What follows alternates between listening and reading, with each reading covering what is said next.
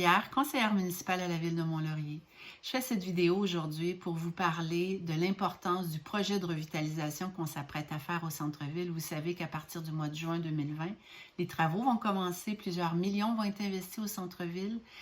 Évidemment, la ville ne paie pas toute la facture. Il y a beaucoup de partenaires, des aides financières qui nous permettent de réaliser ce projet-là. Mais j'aimerais vous parler de l'importance d'un centre-ville pour une ville. Peut-être que je suis une des bonnes personnes pour vous parler de ce sujet-là parce que ça fait plus de 20 ans que je m'implique de différentes façons pour que le cœur de Mont-Laurier soit revitalisé. Rappelez-vous donc dans l'histoire comment venaient au monde les villes. Les villes naissaient des centres-villes. Donc les premiers habitants qui s'installaient, dans notre cas Solim Alix, on connaît bien la maison Alix, mais Solim est un homme qui est arrivé dans la région et qui était un peu un bâtisseur de Mont-Laurier. Donc il s'est installé, a défriché son terrain, a commencé à faire sa maison, il a vendu des lots à d'autres, les gens ont fait des commerces, l'église s'est construite. Bref, on a construit un noyau villageois grâce à Solim Alix qui a commencé à s'installer. Les gens ont commencé, ça a grossi, et là, tout à coup, le centre-ville a commencé. À l'époque, on était dans le rapide de l'Orignal, qu'on appelle, souvenez-vous, mais finalement, ça s'est étendu à l'endroit du centre-ville actuel au fil des années. Un centre-ville, c'est au-delà d'une expérience de magasinage. Il ne faut pas juste penser centre-ville en termes de commerce, de magasin, même si c'est très important. Un centre-ville, c'est d'abord et avant tout un milieu de vie. C'est un endroit que les Lauriers-Montois s'approprient, que les visiteurs prennent plaisir à visiter, les touristes, et on sait qu'on est une région où on veut beaucoup développer cet aspect-là. Donc, Mont-Laurier, le centre-ville, c'est un peu notre ADN. C'est notre identité profonde. La ville est venue au monde dans le centre-ville de Mont-Laurier, donc c'est pas banal. Alors, quand les gens nous disent « Pourquoi vous faites ça? Pourquoi vous revitalisez le centre-ville de Mont-Laurier? » Bien, c'est un peu comme si je vous disais « Pourquoi votre cœur bat? » C'est comme important pour nous tenir en vie. Et oui, il y a le cœur de la ville de Mont-Laurier, mais il y a aussi un corps, cette ville-là, qui pourrait représenter, si on prend l'analogie, les autres secteurs de la ville de Mont-Laurier. Donc, dans toutes les villes au monde, le centre-ville, c'est le cœur de la ville. Donc, d'où l'importance de s'assurer que ce cœur-là bat avec vigueur, avec santé. Évidemment, au cours des dernières années, on a vu quand même le centre-ville connaître certaines difficultés. Et c'est un peu pour répondre à ça qu'on est en train de revitaliser. Donc, ramenons-nous dans l'histoire. Et comme Denise Florent Dufresne le disait si bien de la Société historique, parfois, il faut regarder un peu d'où on vient pour savoir où on va. Mais on vient du centre-ville. Donc, c'est vraiment notre identité profonde qui est là. Donc, en 1999, entre autres, un petit peu avant, il y avait eu l'Association des gens d'affaires qui s'était un peu mobilisée pour le centre-ville, qui a eu quand même un bon travail de fait. Et par la suite, on a vu apparaître rue principale Mont-Laurier. Je ne sais pas si vous vous souvenez de rue principale. À l'époque, il y avait eu un gros partenariat avec Emploi Québec, le réseau de la santé qui avait prêté l'organisateur communautaire, en l'occurrence M. Ducharme. Et bref, plus de la Caisse des Jardins. Il y avait eu beaucoup de partenariats là-dedans. Et on avait Jean Pelletier qui avait eu l'idée aussi de rue principale, je pense qu'il avait été un déclencheur, qui était un employé de la ville. Et là, le milieu s'était mobilisé pour faire naître l'organisme rue principale. C'est à cette époque-là, au début des années 2000 d'ailleurs, que j'avais été engagée comme directrice générale de rue principale. On a travaillé fort dans ces années-là. Moi, j'ai été là à peu près 4 ans. Mais tout le monde a travaillé fort. On avait à cette époque-là eu le programme de revitalisation des vieux quartiers, le PRVQ. On avait rénové certains bâtiments. Parfois, on oublie toutes les rénovations puis les améliorations physiques qu'il y a eu au centre-ville, mais il y en a eu quand même beaucoup.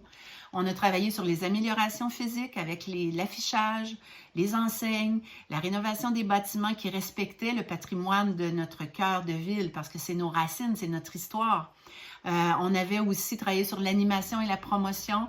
D'ailleurs, la ville de Mont-Laurier s'est mérité un prix avec la Fondation rue principale, un prix provincial pour la qualité des animations promotion qu'elle a fait. Je crois que c'était en 2003, quelque chose comme ça. Et on a travaillé aussi sur tout le développement économique, mettre en place des incitatifs, le volet également concertation, mobilisation du milieu, parce qu'on ne peut pas revitaliser une ville. C'est pas juste la ville de Mont-Laurier qui peut revitaliser une ville. Il faut que le milieu se prenne en main, il faut qu'il y ait une prise en charge aussi des commerçants, des partenaires, de toute la communauté au complet. Donc, au début des années 2000, on a fait ce travail-là. D'ailleurs, souvenez-vous, quand on a tellement travaillé fort qu'en 2004, la ville s'est méritée le Grand Prix provincial d'excellence de la Fondation Rue Principale. On a gagné à travers le Québec pour la ville qui s'était le plus démarquée pour la revitalisation de son centre-ville. On avait fait 60 projets différents cette année-là. Ça avait été une grande distinction que la ville avait reçue. On s'était vraiment démarqué à l'échelle provinciale. Donc, il faut se rappeler qu'il y a eu des efforts. Il faut se rappeler qu'il y a eu tout ça. Malheureusement, pour toutes sortes de raisons, Rue Principale a fermé ses portes. On a tenté de le regrouper avec la Chambre de commerce, mais ça n'a pas survécu malheureusement. Mais on avait une ressource dédiée au centre-ville à l'époque. Donc ça faisait quand même une belle différence. Ce qu'on s'apprête à faire maintenant, 20 ans plus tard, oui, ça prend de la patience pour faire du développement socio-économique. Souvenez-vous, notre salle de spectacle, ça nous a pris 30 ans. Le centre-ville, on est à plus de 20 ans.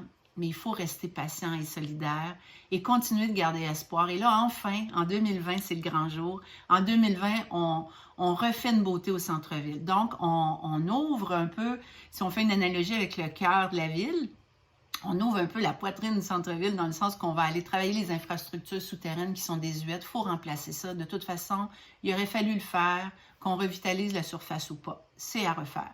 Tant qu'à faire ça, étant donné qu'on a plusieurs aides financières, on profite d'un momentum pour faire plus avec des aides financières qu'on serait capable de faire tout seul. Donc, on rénove, on met à niveau les infrastructures souterraines, mais en même temps, on refait une beauté au centre-ville à l'extérieur. Donc, changer le mobilier urbain, remettre du Wi-Fi. Bref, il y a beaucoup de choses qui vont se faire. Élargissement de certains trottoirs. On va venir vraiment bonifier. On a aussi inclus dans notre zone centre-ville le prolongement vers un peu ce qu'on appelait le rapide de l'Orignal, l'espace qu'on veut mettre en valeur avec la salle de spectacle, le parc Toussaint-la-Chapelle, la centrale hydroélectrique, les belles chutes. Donc, vous verrez dans nos plans qu'on touche dans la phase 1 la rue de la Madone et qu'on prolonge ça vers le parc Toussaint-la-Chapelle. Il y aura une phase 2, évidemment, plus tard, à cause des coûts. On a dû scinder le projet de revitalisation en deux. Donc, là, on est à la phase 1 en 2020. Pour la phase 2, on verra dans les calendriers plus tard où on pourra le mettre dans nos planifications. Donc, cet été, on revitalise, on se refait une beauté. Et comme quand on reçoit chez nous, hein, on fait notre ménage, on se met beau avant de recevoir de la visite, bien, c'est la première étape pour ensuite amener d'autres initiatives. Parce que revitaliser le centre-ville, c'est pas juste de faire des travaux pour tout ce qui est dans les projets maintenant. C'est aussi après de pouvoir poursuivre ces efforts de revitalisation-là. Donc là, on veut que les visites viennent, on veut que les gens s'approprient le centre-ville. Parce que vous savez, les centres-villes, c'est des endroits de rencontre. C'est pas juste un endroit où on va faire des courses. C'est des endroits où, dans l'histoire du développement des centres-villes, on allait marcher, on allait se rencontrer. Hein, on se rencontrait sur le perron de l'église, on se rencontrait sur le perron de certains commerces. C'est un milieu de vie, un centre-ville. Donc, on veut aussi ramener cette dimension-là du milieu de vie, que les gens s'approprient le centre-ville. Qu'on aille au centre-ville, évidemment, pour faire nos achats, mais qu'on aille au centre-ville parce que c'est notre appartenance, c'est le cœur de notre ville et on prend plaisir à s'y retrouver. Donc, amener des activités d'animation, continuer des initiatives pour inciter le développement économique, continuer d'améliorer aussi au niveau physique. Donc, c'est pas seulement la ville qui devra s'impliquer, les commerçants qui ont le goût de le faire. C'est une mobilisation de la collectivité, une revitalisation du centre-ville. Ça dépend pas juste d'un acteur, ça dépend de l'ensemble des acteurs. Donc, après qu'on se sera fait cette beauté-là, on aura intérêt à continuer de revitaliser notre centre-ville.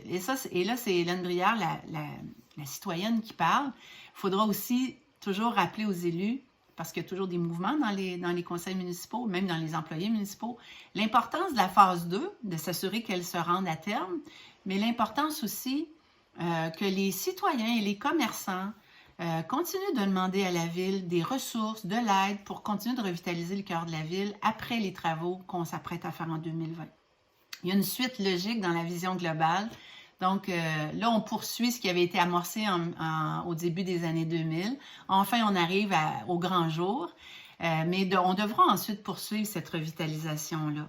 Mais souvenez-vous, ce que je voulais que vous reteniez, c'est que dans la vision globale de la revitalisation, il faut se rappeler que Mont-Laurier, tout a commencé au centre-ville. Tout s'est développé. La ville même s'est développée à partir du cœur du noyau villageois. Donc, c'est vraiment notre ADN, notre identité forte, Mont-Laurier. On a travaillé cette semaine, le conseil municipal, sur l'actualisation un peu, regarder d'un regard plus moderne notre PIIA. Qu'est-ce que c'est un PIIA? C'est un plan d'implantation et d'intégration architecturale que Rue Principale, d'ailleurs, avait travaillé en 1999, avait déposé au conseil municipal. Et on a, je pense que c'est autour de 2004-2005, ça a été adopté par la ville de Mont-Laurier. Ça encadre ce qu'on peut faire au centre-ville. Pourquoi on a fait ça? Pour éviter que n'importe quoi se fasse au niveau de la rénovation des bâtiments, pour qu'on garde une certaine harmonie dans ce qu'on pouvait permettre au centre-ville. Je me souviens à l'époque, au début des années 2000, quand j'étais directrice de rue principale, j'avais des commerçants qui voulaient mettre des stroboscopes dans les vitrines pour attirer le regard, des néons partout. Bref, on veut avoir de la classe, on veut respecter nos origines, on veut que le patrimoine de Mont-Laurier, qui est son identité, qui est sa force, demeure. Donc, on a regardé notre PIA avec un regard des années 2020 pour amener un peu plus de souplesse, de modernité. Mais est-ce qu'on va tout enlever, les matériaux nobles et tout l'aspect patrimonial, l'importance de garder nos racines au centre-ville? Non, on va le conserver. Parce que les gens viennent dans nos villes, entre autres les visiteurs. Pourquoi? Rappelez-vous pourquoi vous allez visiter d'autres centres-villes. C'est chaleureux. On a accès à l'histoire, on sent qu'il s'est passé quelque chose là, on connaît l'histoire de la ville, on veut savoir qu'est-ce qui s'est passé, comment ça s'est développé Mont-Laurier, on veut reconnaître aussi de la chaleur du patrimoine, donc c'est important de garder ça. Donc je voulais ramener ça en contexte pour que vous compreniez bien que la revitalisation du centre-ville, ça fait longtemps qu'on travaille sur ça. C'est long, mais c'est comme ça le développement socio-économique. Si on abandonne puis on baisse les bras trop vite, on n'arrive jamais très loin. Donc, souvenons-nous d'où on vient pour savoir où on va et tous ensemble, développons ce beau centre-ville, soyons-en fiers, rappelons-nous qui nous sommes, Laurier-Montois et Laurier-Montoises, parce que tout a commencé dans ce coin-là, avec le rapide de l'Orignal, avec le développement de notre ville. Donc, c'est important de garder l'aspect patrimonial du centre-ville, l'aspect historique du centre-ville, puis aussi en même temps de le mettre au goût du jour, évidemment.